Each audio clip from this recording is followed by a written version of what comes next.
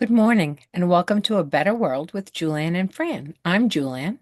And I'm Fran, and today our guest is Olga Villarreal.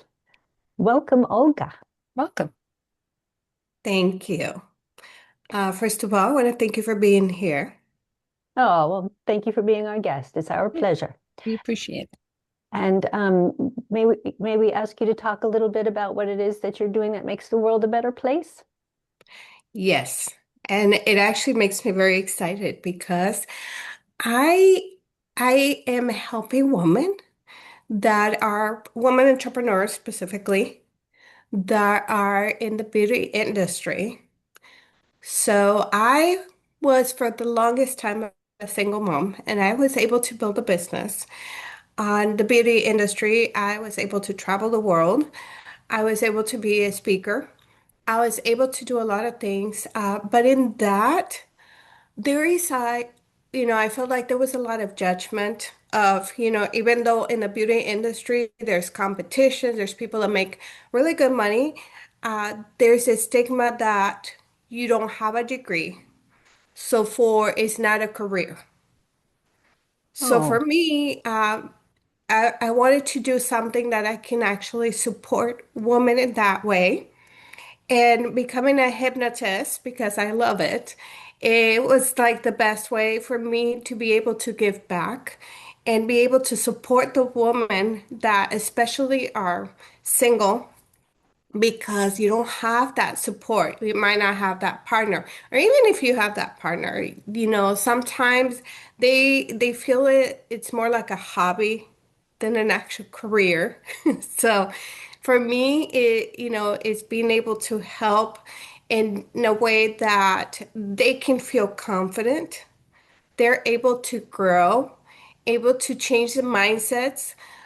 People that come from a background that we were taught to just work, work, work, and that's how you're going to build your life. I was able to build a pretty good life of balance where I could travel. I love traveling. So, traveling and being able to also not work as much so I can be home with my kids. I have three kids and being able to be with them when they need me to be with them, drop them off in the mornings, pick them up after school, work my appointments, in between, being able to just be there, which I feel like a lot of women feel that the goal is to do that, to have that balance, to be able to not miss the important things in life of their kids. So for me, it was very, very important to do that. And, hypnotherapy has been able to give me part of that as well, to be able to be with my son, which is still 12, the youngest one, and continue that and just pass it on. Very nice. oh, well, congratulations on doing that. And thank you for doing that. I always feel like people who especially have a female, if you have a female audience, you're not only helping those women, you're helping nourish and nurture the entire planet because women are so nourishing and nurturing by nature. And unfortunately, sometimes we're a little bit too giving to the detriment of ourselves. But thank you so much for being there to support them in that.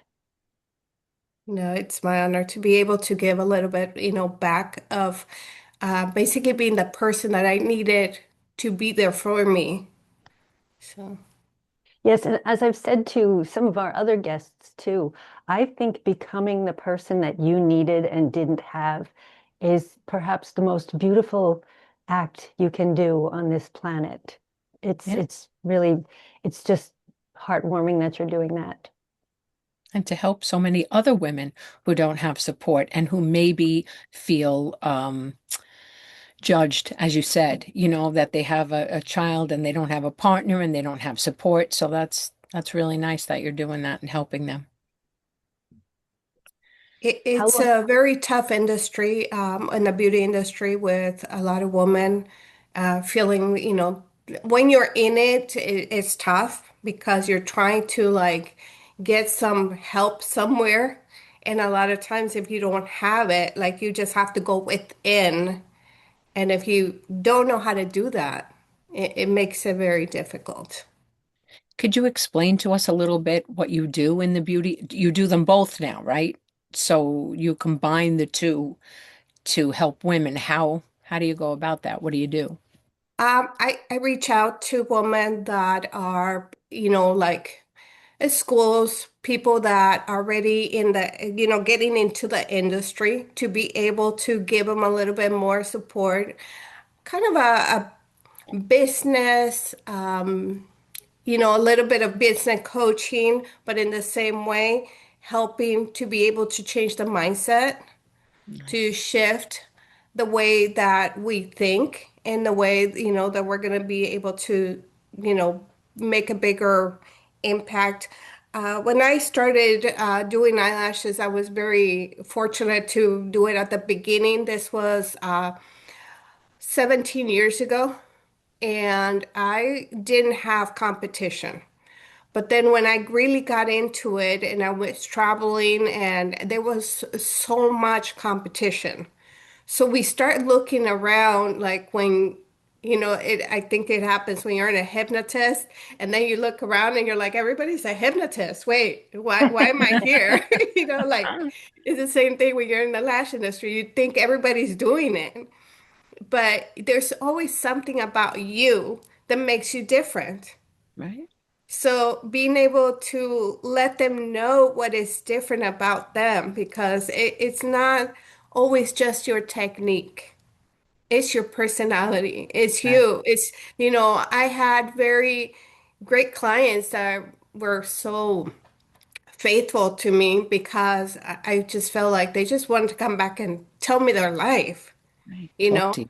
you're like an open, safe space for them because they come, they talk to you, and that's why I always joke around and say that's why I became a therapist because I was already doing it. I just needed the title. You know, There they you go. come, they tell you their problems. They don't feel safe with somebody else because they're afraid somebody else might hear it or, but you don't see them outside your office. So when you talk to them, they go out, you don't know their family. I did get to meet like the daughters or whatever, but you don't get to meet the husband, the moms or anybody else. So you're not in their circle, so they feel safe. Right. Well, it's also you have a warm personality. You're like a safe space. So even though you're helping them, well, originally helping them feel more beautiful, get their eyelashes done, but to give them to help them feel beautiful on the inside. So that's a gift, Correct. right? And that's the most important part. How did you, or how old were you when you first started getting into the beauty industry yourself? Was in my late 20s Oh, when okay. I first started. I'm actually 48 now. So I Oh, was in my late 20s. Baby. And I had just gone out of my first divorce. And I needed something that jobs weren't cutting it for me because I was raising two little boys.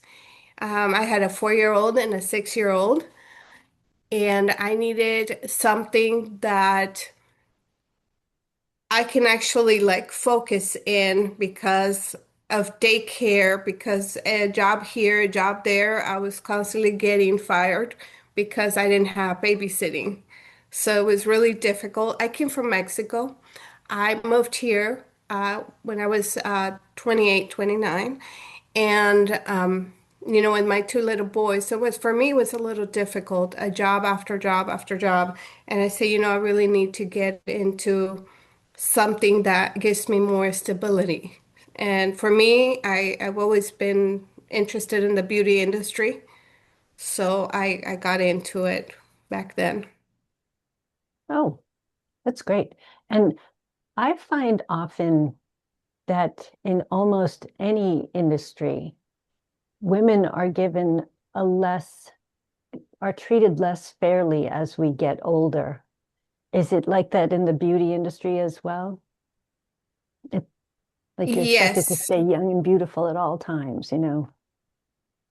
Yes, it It is. is. It is. There is a lot, you know, competition. You start looking back into the young ones. You start looking, it's always that. I guess we have a way that women are always competing in some sort of way. So yes, there is a lot of that. That's really unfortunate. Yeah, And but I would think that would be a good market. As you get older, you can help women who are getting older. You know what I mean? Like now, my mother-in-law is 83 and she's very thin. She's starting to lose weight and she's starting now to say that she wants to get Botox. mm, She wants to get fillers and Botox. And, you know, I think I think it's good that our eyesight starts to go. So this way we don't really notice how bad we look. I think that's why God does that, to help you get older. But I would think that not that you're older. I mean, 48 is not old, but I think so many women are looking to feel better on the inside and outside as they age. I would think that would be a good market for you because you're starting to age.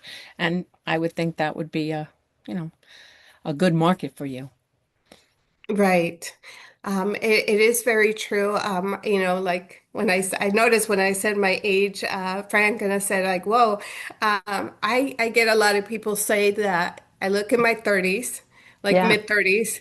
I feel that the reason why is not just the outside. I kind of project my inside a lot. I have learned to love myself and take care of myself from the inside out. So it has Oh, a lot to do with your thoughts. It has a lot to do with every single day, going into the positive things and not dwell into the negative because there's going to be negativity all around you, all surrounding you every single day. But it's up to you to take in what you need to take in and not take everybody else's. I tend to be very, I'm empathic, so I tend to take everybody's energies in. So I try to protect myself as much as I can. Try not to get into, people who will start gossiping or whatever if you're working and just kind of, go into the other side or just kind of like ignore all those, messages because as we know, our brain takes in anything that it hears as itself. So we always have to make sure that what is actually taking in is positive. And I tend to project a lot of that. For me, it's like a way of changing people in a way that they're not unconsciously, feeling it. Right. oh, Leading by bless you. example. Right? Yes. So that's what you're doing. You're showing them that you live that way and what a good life you have, how successful you are, and that's a good example. And that it is possible. It's possible for a woman to love herself and not be, conceited and not be obnoxious about it. It's a genuine thing. It's the healthiest thing you can do. It's the old oxygen mask analogy, when you have to put on your own oxygen mask before you can help anybody else. You must see to your own self-love before you can love others. Now, you mentioned you learned to love yourself. Was there a time in your life when you maybe had more difficulty with that? My whole life. Oh, really? My whole life. I grew up with two sisters and I have two brothers. And when I was growing up, there's always that, I don't feel like parents actually do it on purpose, but there's always that favorite child. And I feel like my sister was always put in to be the pretty one, the cute one, everything. And I felt like I was not up to that. I was never told I was, pretty or anything. So I actually grew up feeling like I was not pretty my whole Oh, life. And it wasn't until after, my first divorce and I started working on myself, trying to figure out what to do, how to do things, and I started getting a little bit more of a self-confidence. And now when I look at my pictures from my teenage years, I was like, what was I thinking? But I never ever looked at myself as being, a pretty person, just, and now I feel like, people, when they used to compliment me, I was like, what are you talking about? Now I'm like, oh, thank you. I feel it more. So it's changed a lot over the years, but it's taken many years to do that. Oh, goodness. What kind of so you did your own self-healing. You didn't pursue therapy or anything? Well, No. be very proud of yourself. You've done an excellent job, and I think Yeah. you're beautiful. And No, Thank not, you. you emanate beauty. You you make it you make women want to be beautiful, I think, just right. by your example, the example that you set. Um, who do Thank you you. find is often your audience? I'm sorry, who do I find? Who do you often do you have a certain you mentioned mostly that you work mostly or maybe exclusively with women, but do you find that a certain age group comes to you more often? Um, yeah, I do get the younger ones usually. Like the younger, early 20s is usually what I, gets more attracted to. They feel a lot of times they've told me they feel like I know a lot about everything, and I'm like, I'm not Google, I don't know everything. But they feel like because I have been in so many different areas and I love learning, and I have been a professional makeup artist, esthetician, a lash artist. I've traveled. I just do it. I do it for myself. I think I was trying to be able to prove that I could do something. I was able to be like, okay, I can be somebody. And that as you mentioned, my personal healing, I think that's what it was. It was me trying to find something where I could shine. And And then I feel beautiful. realized Yeah. that it was inside of me. Yeah. Absolutely. Well, you certainly do shine, and I Yeah. hope that you are very proud of yourself because you've done an excellent job of getting to where you wanted to be. Yes, Definitely. thank you. If there was something that you would want the audience, if you could reach out to some of the women maybe that you wouldn't see in person, what message would you want them to have, or what would you like to say to them? It's everything you're looking, it's in front of the mirror. Everything you're looking for, it's in front of the mirror. It's not the person next to you, it's not the person behind you or the person in front of you. It's right in front of, it's like that, it's you. Absolutely. Yeah. I was once with a man, of course, and he asked he knew I didn't have children and I still don't have children. And he I guess he had children of his own, but he asked me if I felt incomplete because I didn't have children. And I was like, "Oh, that's right, you are a man."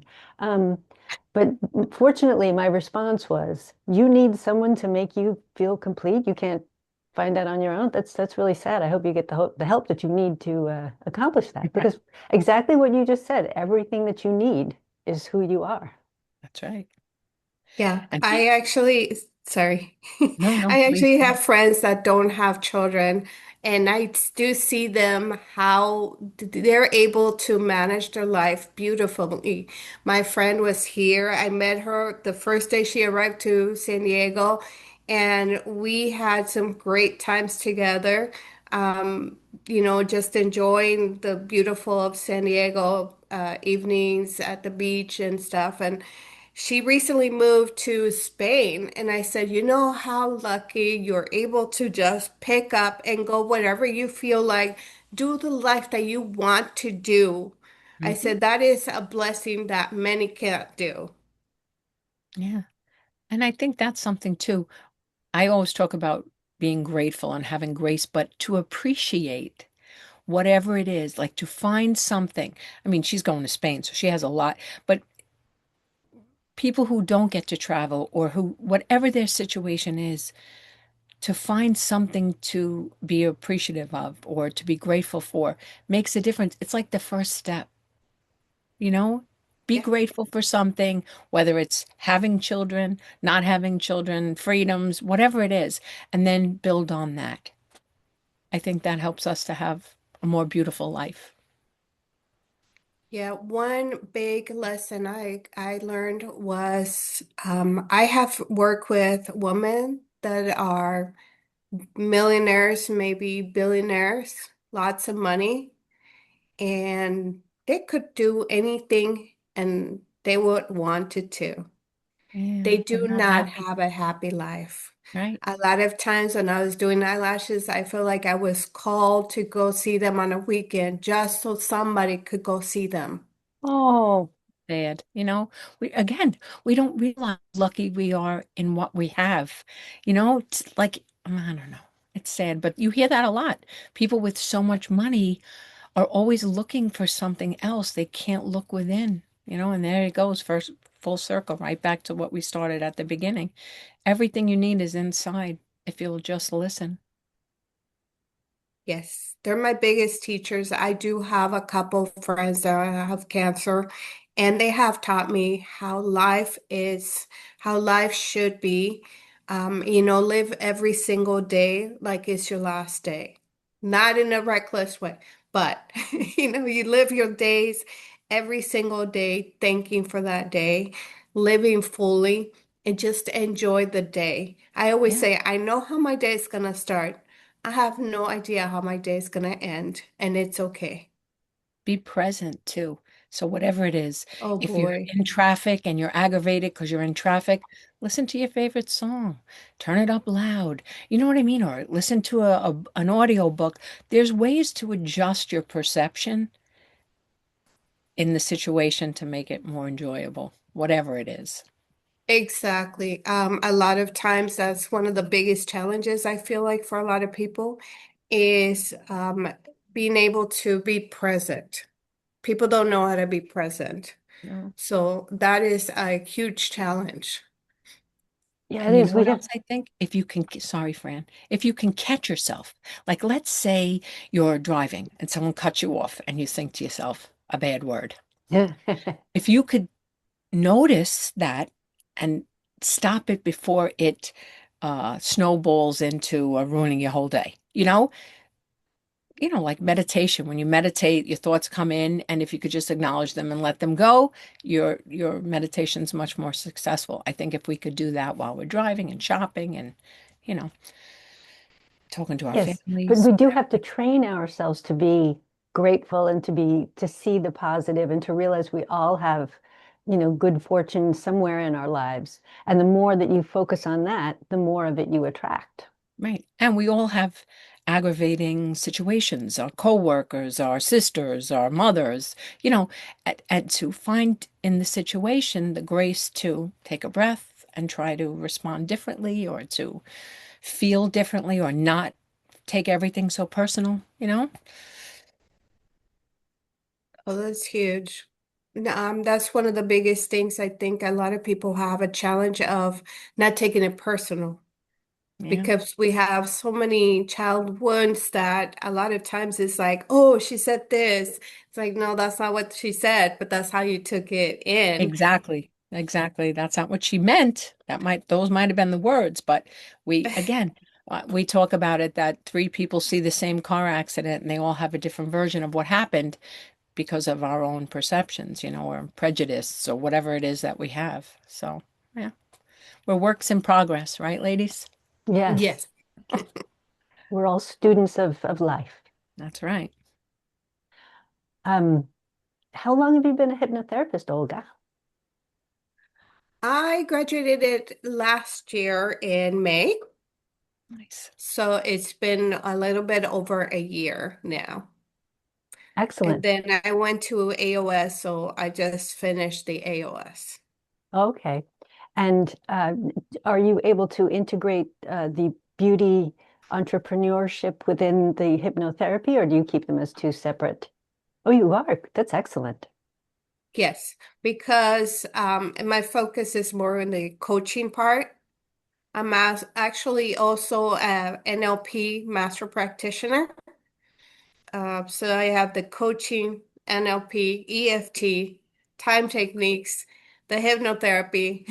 So, I can use whatever modality as my first training in NLP. They said it's it's just like being a handyman. You have all these tools, and then you could just pull this tool or that tool, or But I know as being a hypnotherapist, you always have to do some kind of hypnotherapy at the end. Right. And just in case our listeners don't know what NLP is, could you talk about what those letters stand for and a little bit about what it is? Oh, of course. Neurolinguistic programming is basically the language of the mind. And so it's just talking directly to the mind subconsciously. I do integrate also some of that language into the hypnosis sessions. EFT is emotional freedom technique, which a lot of people know it as tapping. And time techniques, it's a different modality. Time techniques, how can I describe it? Is basically going back or forward in time. So like teletransporting yourself into time. And that's within the context of a hypnotherapy session, or no? I'm sorry, can you repeat that? That's within the context of a hypnotherapy session? The EFT is a little more difficult to do, but the you can do the time techniques, you can do the neurolinguistic programming. It's just the EFT because you actually have to consciously be tapping. It's a little difficult when you're in a hypnotherapy. Right, right, right. So, but other than that, yes.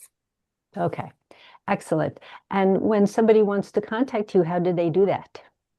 My website is san diego-hypnotherapy.com. Okay. Jewel, do you have any other questions? I don't have any. Just want to thank you for being with us today. It was a pleasure to speak with you. I want to thank you both so much for having me here again. You guys have a wonderful day. You too. Thank you. And thank you not only for being our guest, but thank you for all that you're doing. You're definitely making the world a much better place by doing that one woman at a time. That's right. Keep up the Thank good you. work. Yes, keep up the good work. Okie doke. So this has been another episode of A Better World with Julann and Fran. Please like and share this video and subscribe to our channel, and we will please watch other episodes with us as well. So Thank long you. for now. Bye.